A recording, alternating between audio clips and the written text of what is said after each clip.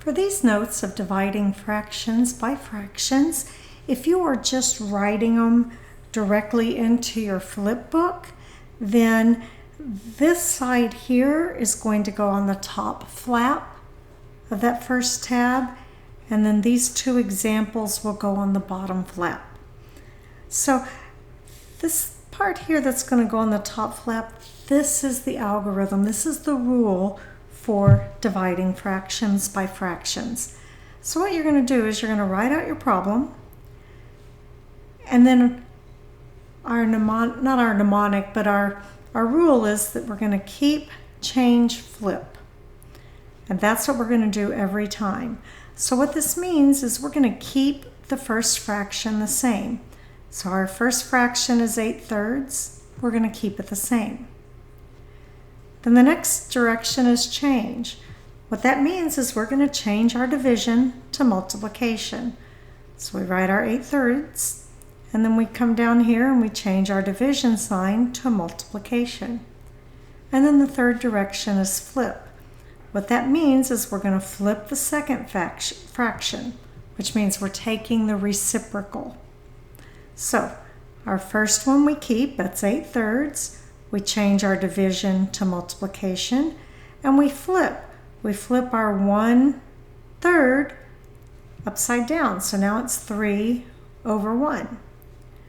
So that's our keep, change, flip. Once we've got a multiplication, we already know how to do a multiplication. The algorithm for that is you multiply straight across. So we'll multiply the top times the top and the bottom times the bottom.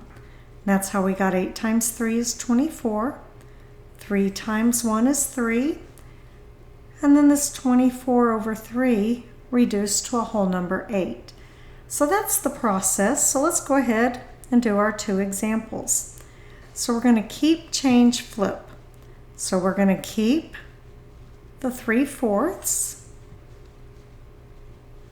We're going to change